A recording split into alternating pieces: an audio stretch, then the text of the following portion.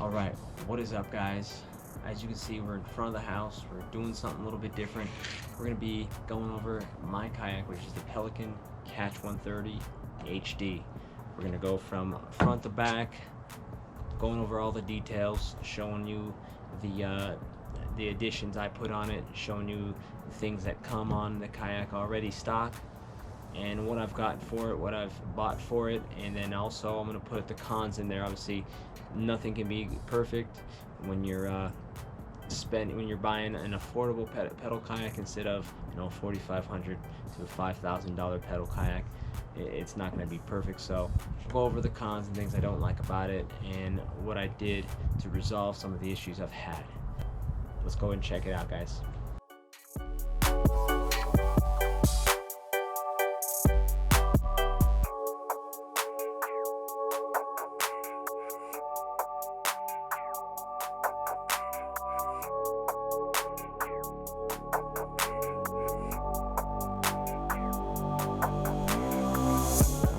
Like I said, we're going to start in the very front, and the very beginning here in the front, an empty space, but it looks like you could put something here, and this is actually for a 4-inch hatch, I believe. You want to add a hatch in the front, put a little dry bag, keep your stuff dry inside the hole.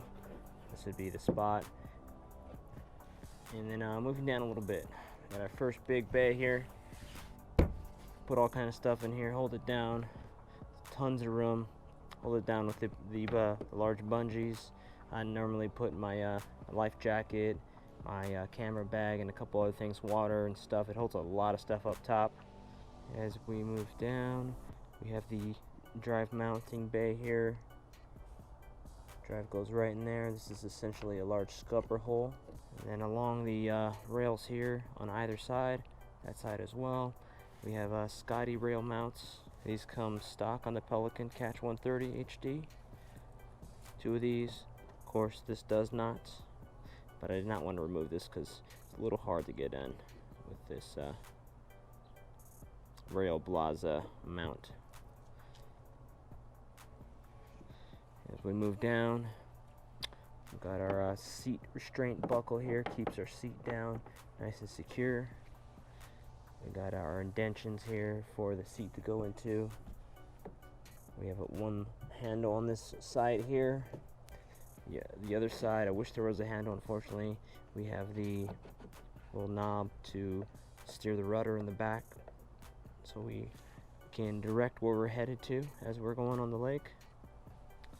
This is the strap that is used to restrain the seats. And then in back here, we have our first pole holder, our first rod holder right there. And that guy is a forward-facing rod holder. You'll see me use that a lot in my videos. Every time I catch a fish, every time I need to retie, change up my baits.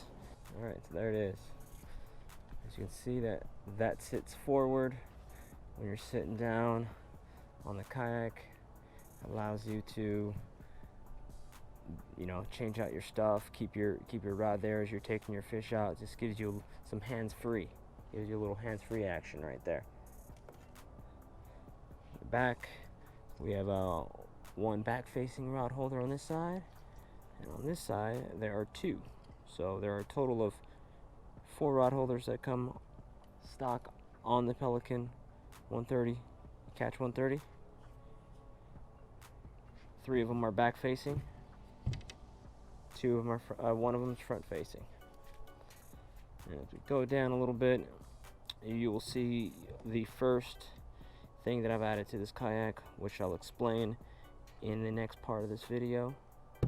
And I put a 6-inch hatch here. Going towards the back, we got another big bay.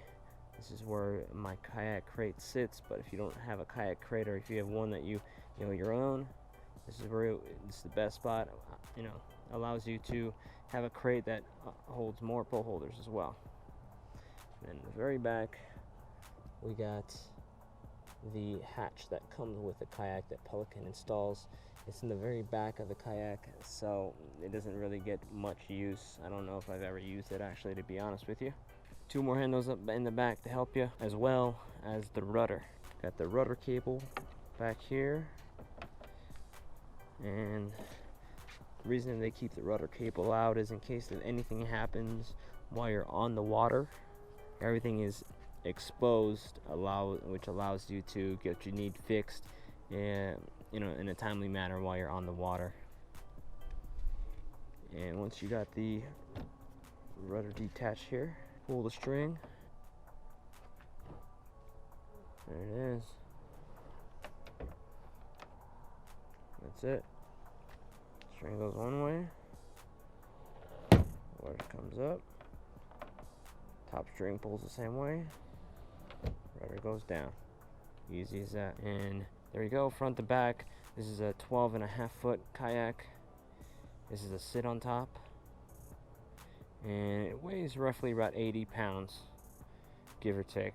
Obviously a lot more once you got all your gear on the kayak. And that's basically bone stock with the addition of the hatch, which I'll explain in the next portion.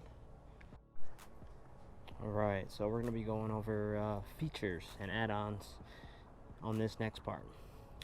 So, first feature we're going to be looking at are the Scotty rails here. These Scotty rails are awesome because it allows you to customize exactly what you want on your kayak, guys. So, basically, with these rails, all you need is one of these gear head mounts here, and I think they run about $10 to $12 each. See how this works? The bottom here, little flat piece, goes right in here, slides in. You can put this wherever you'd like. Wherever you find the spot you like, all you do is twist. There we go. See how tight that is? That ain't going anywhere. If you want to add holder mounts, snaps right in there. That ain't going. Oh, didn't lock. Make sure yours locks. Alright. So that ain't going anywhere. Just turn this little knob here. Pop it right off. I'm gonna put a big old rocket launcher like this in here as a pole holder, or an umbrella holder. Anything you want. Boom. It's in there. Just a twist and a pull. That's up. I got one from Rail Blaza as well. This is for my camera mount. Same kind of setup, but if I do wanted to buy any Rail Blaza mounts, I would already have the part and I could just use this if I wanted to. So I got a Scotty one and a Rail Blaza one here. Next edition we will talk about will be the hatch, since we've already mentioned that in the previous part. Open this hatch up, and like I said, this is a 6-inch hatch. Pelican does add the spot for the hatch, but they leave you to do the cutting. Open this up, and if you can see in there, there's actually a battery sitting right in there. This is where I put my battery. Unfortunately, this hole wasn't big enough for me to have a battery box go in here, so the battery I have to make sure everything's watertight, and the battery just sits right in there with 15-pound Velcro strips holding it down, so pretty tight in there. There's a connection I have. Whenever I'm done, the battery just comes right out. Right there, pops right off. This part goes in. This cord's very long, it's not going anywhere. Battery comes right out. There's my battery. I added a heavy duty fuse in there. Everything's good to go. Put it right in. Grab the other piece. And there. Alright. We're in there. And while I got the hatch open, which is a perfect segue to the next part, the fish finder. I got this fish finder mount from Yakattack, and it is the best. It is awesome. I'm so glad that I found this fish finder mount. I couldn't find a better one, honestly. This is exactly what I needed. As you can see, Yakattack has something that fits right in these same Scotty rail mounts, guys. That's why I love them so much. And this little part unscrews, loosens it up, slides right out. And whenever you want this, you just got to make sure this part always really tight. There we go. Then look at this part here from the Yakattack mount.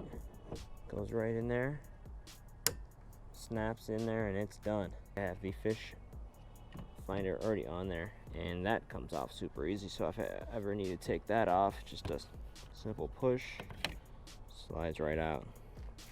And that's what the mount looks like. And the fish finder mount just goes, snaps right in. Easy as that. Allows you to full turns, up and down, all the way wherever you want. But the Yakattack mount, super easy. You don't need to take it off anymore. Once it's in there, you push, it lifts up, and you can move this thing wherever you'd like. There it is. Alright, and you're wondering, where is everything hooked up to? You got the mount, you got your battery in the hatch there. What's going on? Where's the wires? I see you see a wire here, but what's going on? So we're gonna go ahead and show you how we get the fish finder set up each time, and how I customize it and made this clean looking on my kayak.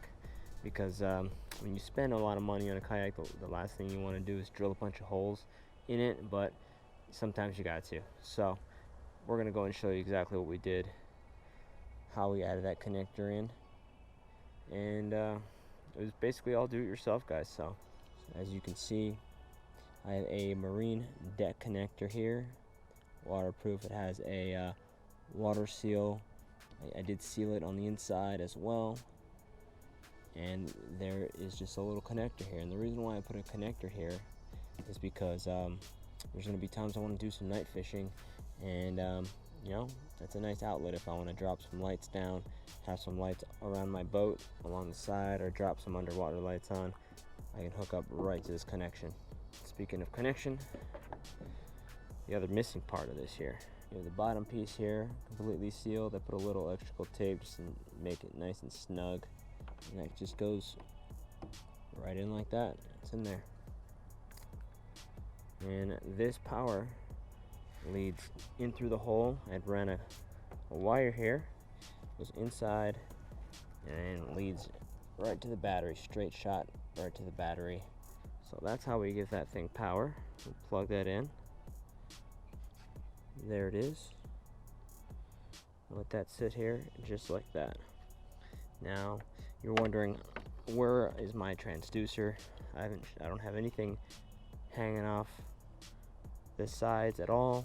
Nothing hooked onto the back at all. Right next to the power, this cord that's already hooked up is a transducer cord. This goes, gonna plug right in the transducer spot, but it runs in my kayak as well. As it goes down, goes through, it follows the same line as the power line, but as it goes through, you'll see it right on the inside here. I don't know if you can get some light. Let me move out of the way. On the inside here, it goes out and through right there. And this is a marine wire sealer, and this is all sealed, and this is super tight. No water gets in at all. I've tested it many times. Goes down through this little water channel into the scupper hole right here. And this is just a PVC piece with a cap that holds it down. I also have a rubber grommet here that keeps everything, helps keep everything nice and tight. It is not moving at all. And then transducer, we gotta go underneath the kayak for that. And you will see it right there, facing the direction, nice and snug underneath the kayak. And what that does is it allows me to get proper water temperature readings, and I like the fact that it's right underneath me in my seat, so stuff I'm seeing, it kind of tends to be a little bit more accurate as far as how long since I've passed it, since there is a little bit of a delay for the sonar to reach back up. I'll get it turned on real quick. You see how it works since everything's now plugged in.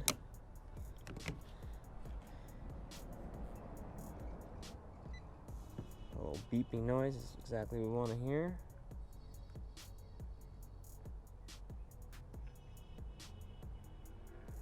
There it is. All the different options, and this is the Garmin Striker 4 in case you're interested. And there's all the different options, but we'll just turn on the traditional. That way you can see it's not going to be reading right. Obviously, we're not in the water. Give it false readings, but time is right. It's 12:53, and this, like this fish finder, because it's also GPS, gives you proper times. If you want to mark spots, you can easily mark spots that you want to get back to. If you find a nice spot that had some nice ledges, caught some nice smallies, nice fish off of. But now that the fish finder is on and working, what we do is we just grab this orange cord here and just put it right around. Alright, so I just get that orange wire cable. Got orange obviously because it matches the yak. Wrap it around. Keeps things nice and neat and out of the way, and those are the only cables you're going to see on this thing. Final addition that I've added to the kayak since I've bought it, which is the anchor trolley, which is super easy to put on. There it is right here, made by Yakattack. Comes with everything you need. Instructions are pretty simple. There's the ring and the pulley system, and I don't plan on doing a whole lot extra to it, but that's what the things I've added. Alright, as we put everything back on, go over each thing that I'm putting back on. First things first, the drive. This is a copycat Mirage drive. Apparently after the Hobie patent ran out, Pelican hopped on and made their own version. So it's the same design essentially. That goes in here, just like that. Easy as that. Tabs go down, and we're in there. Super easy. Unfortunately, this pedal drive, unlike the Hobie version, does not have a reverse function. As far as an easy, fast reverse function, the only way to put this into reverse would be to flip the tabs out again, pull the drive out, turn it around, and put it in backwards. When you do that, then you can go in reverse, but you have to flip it back again to get it into going forward again. Next thing we got is a seat. There it is. Super comfortable seat. Little mesh pockets, things for pliers like that, non-slip material, made to get wet and dry off really fast. Back has a pocket as well. I have a baggie of wipes in there, guys. If you're going to the lake, make sure you just take a little Ziploc bag wipes back there, because you never know. I'm saying, pull tight. If you want to stand up, get a little bit more leg room. Take that off here. Seat folds up flat. Get all that room to stand up and move around. Last major thing that I have on here is, of course, Kayak Crate. And this one is made by Wilderness Systems. It has 2 levels here. First spot. It's a little messy. I was in here a couple days ago. It has one stuff. Never know what you might need. Got all the little essentials: scale, pliers, scissors, clippers, fish grabbers, some extra cord, extra things I might need. Open the bottom part here. Show you what I bring with me, along with the pole holders and the fish finder that goes in here as well. Got a cast net. I'm using that a lot, catching shad. Good old fins. You never know when you might need those. Mask. I tend to get stuff stuck. I can dive down and get my own lures out, which I end up doing. Got a survival knife. Got the bait knife. Then got the anchor down here. Lastly, and I'll take it out that way you guys can see exactly how much stuff I can stick in this kayak crate.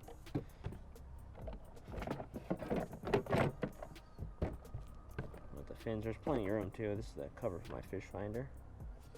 And here is the anchor that I use. It's a little 10-pound anchor with 100 feet of orange paracord. Does the job. That's all you need on this guy.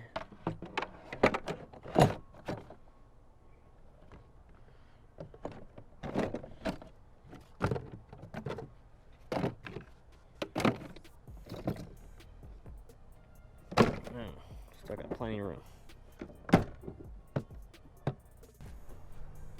Alright guys, so we've gone over everything from the front to the back, all the stuff I've added to it, and all the little add-ons and features and little things that it has. Pretty much gone over real quickly. And as far as what I love about it, I love almost everything about this kayak. When I was on the search for a new paddle kayak, obviously the best would be Hopie, but you'd be spending, upwards of $4,000 plus for something that I would want. So seeing that the $4,500 kayak wasn't going to be in my budget, I started looking at other options, and luckily Pelican had just came out with the Catch 130 HD. It was a way to get people that couldn't afford the super expensive pedal kayaks into their version, and I really love it. The boat itself is extremely stable. It rides nice. It does have a little bit of drag, which is fine, but the space on this thing is incredible. The amount of room that you have from front to back, like I said, it's so stable. I can walk all over this thing. You see me jump off the kayak in the videos before. I like a lot about this kayak, but it can't be perfect. We can't have a perfect kayak for this price point. So there are some things that I don't like about it. The first thing, I did touch up a little bit on it at first. It was the drive. I don't like the fact that it doesn't have an instant reverse feature. In a pinch, if you want to reverse or try to get out of there, it makes more sense for me to grab my paddle and paddle myself out, which I end up doing, other than taking the drive, swapping it out, and doing it that way. I had some problems with this kayak. Like I said, this isn't going to be perfect, guys. So I did have some quality issues with not the boat itself and the design of the boat. I said I love that one, but we're back to the drive. So my main concerns are mainly with the drive. So right now it doesn't have a reverse function, and the drive that you're looking at here is actually the third drive that I've had, guys. We're gonna go ahead and take a look at my previous other two drives, and we'll tell you exactly what happened. All right, my first warranty part, which is the drive mount, little plastic piece that the drive sits in. It's a fairly simple design. The nuts were being embedded into the plastic. That's how it came. So there are a couple of the screws that weren't able to screw into each other, and it wasn't able to get a proper proper screw in, and it kept popping out. So I contacted Pelican. They sent me one pretty fast. I want to say it came in like 10 days, 7 to 10 days, but it wasn't a part that allowed me to be off the water, so I was still able to use the kayak. Which leads us to the next part here, and that right there is the pedal drive, what's left of it. There is the problem I had with it, and this is the fin. Inside the fin is a metal rod, and I'm not sure if they were using stainless steel rods or what quality these rods were, but this was my first official major problem on it, and as I was pedaling, it snapped on me. So once again, I contacted Pelican, and they sent me out another drive basically just like this, and one fin. Took the good fin off of this one, and I put it on the new drive. There it is, the second drive. And the drive itself is fine, but their next trip, this fin snaps. So the one they had me swap over broke as well, in the same fashion, same snap. Contacted Pelican again, and I talked to the main manager that oversees the Catch 130 HDs, and she sent me a whole new drive, which is the one that's in the kayak now. According to her over at Pelican, they had made a lot of changes to the drive, including improving the rods in the fins and making it so no one would have these issues again. I'm currently about 4 or 5 trips in on the new drive with the new fins, and so far so good. But I believe I have enough parts here. I could put together another drive as a backup, which I think I'm going to end up doing here very soon, just in case. But for the past maybe month and a half or so, I've had no issues with the drive. It's been smooth sailing and perfect the way it should have been from the very beginning. So I just want to thank Pelican for making it right and doing their part in getting the parts out at a timely fashion, and allowing the process to be a no questions asked type situation and process. So thank you very much, Pelican, for making that easy. And there you have it, guys. Alright guys, so that's going to be it for this video and review of the Pelican Catch 130 HD. I hope those of you that had questions, I hope I answered some of the questions for you. I am going to include everything that I have on my kayak that I bought for it. The mounts I've used, the connections that I used for the batteries and the power and the marine connection. I'm going to put all of it in the description. That way, if you guys want to go ahead and create your own fish finder setup, you can do that. I didn't have any kind of blueprints or plans. I kind of winged it, thought about it, and just started drilling holes in my kayak and made the best of it. Luckily, it came out clean and everything works good, and that's going to be it. Like I said, if you have any questions, feel free to send me a message on Instagram. You know, I always post that. And then comments in YouTube, I'll answer them as quickly as possible. But thank you guys for watching. Like I said, doing something a little bit different, and a kayak review, pros, cons, all the details. So thank you very much. Until next time, guys, peace out.